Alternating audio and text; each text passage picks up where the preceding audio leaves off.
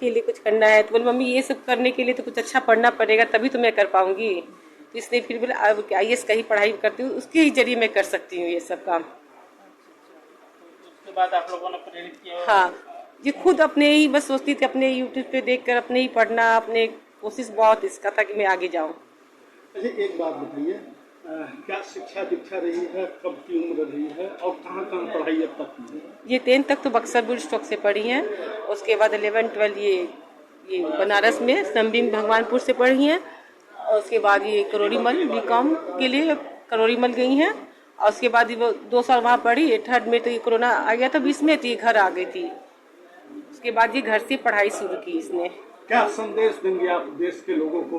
देश की आपकी बिटिया आज इतनी बड़ी उपलब्धि पे गई है, बस इसकी मेहनत और लगन और बड़ों का आशीर्वाद से ये यहाँ तक पहुँची है, बस यही कहूँगी। खुश हूँ और मैं बस यही चाहता हूँ कि दीदी बहुत अच्छे से देश के लिए काम करे।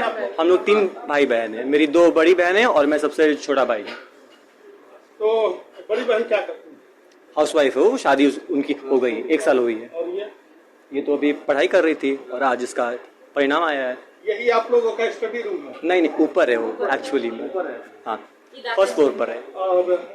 और आपका क्या होप है आने वाला समय?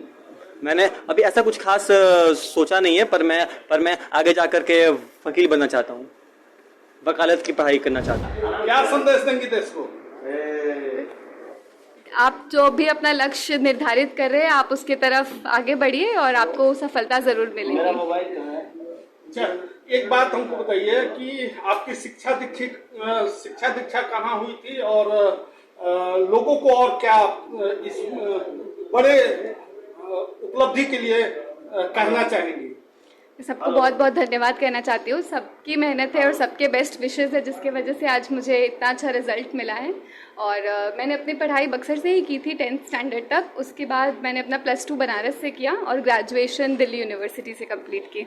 आपको देख रहा है, अब तो आगे आपका कैसे क्या है, कौन सा ऐसा चीज होगा जो मुख्य रूप से आपके जहन में होगा, उसको लेकर काम करती रहेंगे? जी सर, तो बहुत सारी ऐसी चीज़ें जो हमेशा से मैंने सोची है जिसके टुवर्ड्स मैं काम करूं, पर शिक्षा और महिला सशक्तिकरण ये 2 चीज़ें हैं जिसके टुवर्ड्स मैं ज़रूर काम करना चाहूँगी। जिस प्रकार से आप घर में रखकर पढ़ाई की, लोगों को ये बात इंस्पायर करता है, क्योंकि ये एक बहुत बड़ी बात हो जाती है छात्रों के लिए घर में रखकर पढ़ना। तो कौन कौन सी चीजें हैं जो आपको लगता है कि नहीं, ये इस टॉपिक पर आप नजर रखिएगा तो हो सकता है कि आप ऐसे सफलता हासिल कर लो? छात्रों को क्या कहेंगे आप? जी, बहुत सारे रिसोर्सेज को नहीं रेफर करना, बेसिक रिसोर्सेज को पढ़ना है और उसको बार बार पढ़ना है, कंसिस्टेंसी और डिसिप्लिन के साथ पढ़ना है और टेस्ट देते रहना है। और कभी भी निराश होने पर रो लेना चाहिए 2 घंटा 3 घंटा, पर वापस बैठकर जरूर पढ़ाई स्टार्ट कर देनी चाहिए। फैमिली ग्राउंड के बारे में थोड़ा सा कुछ आप बताना चाहिए? हाँ, मेरी मम्मा एक हाउसवाइफ है और बाकी मेरे घर में सब बिजनेसमैन ही हैं और सर्विस बैकग्राउंड से कोई भी नहीं था। तो ये मैं फर्स्ट जनरेशन ही IAS बनी हूँ अपने घर से। आपके पापा? मेरे पापा भी बिजनेसमैन ही थे, उनका 2015 में निधन हुआ। अभी आपकी बड़ी बहन जो है वो हाउसवाइफ और आपके छोटे भाई पढ़ाई कर रहे हैं। जी जी। तो स्ट्रगल तो बहुत है। जी जी जरूर, स्ट्रगल तो था, पर कहते हैं कि मतलब कितना भी लंबा सफर क्यों ना हो, सबको कभी ना कभी सफलता मिलता है, तो वही बात है।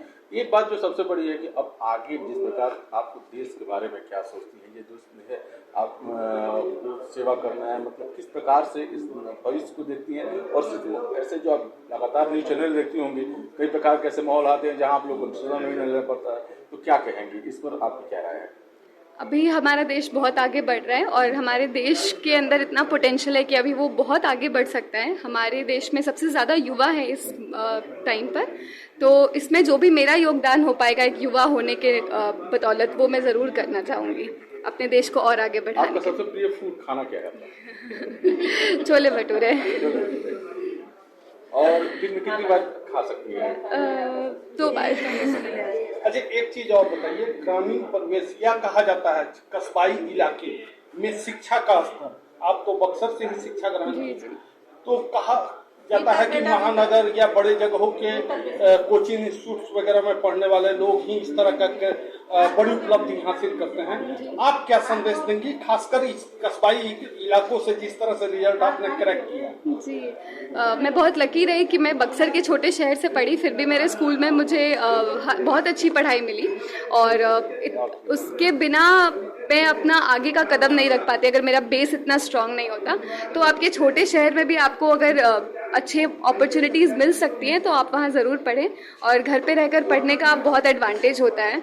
आपका टाइम कम वेस्ट होता है हर चीज़ में और आपको कॉन्स्टेंटली मोटिवेशन मिलते रहता है। तो आप अपने आप के लिए डिसाइड करिए कि आपको बाहर रहकर पढ़ने में ज़्यादा कंफर्ट मिल रहा है या अपने घर पे रहकर पढ़ने में कंफर्ट मिल रहा है। तो बहुत ज़बरदस्त आपका समझ में आ रहा है। कैसे छात्रों कहेंगे कि आप ध्यान केंद्रित रखें, इधर उधर न जाए पढ़ाई पर, मतलब आखिर किस प्रकार योग करती थी या क्या?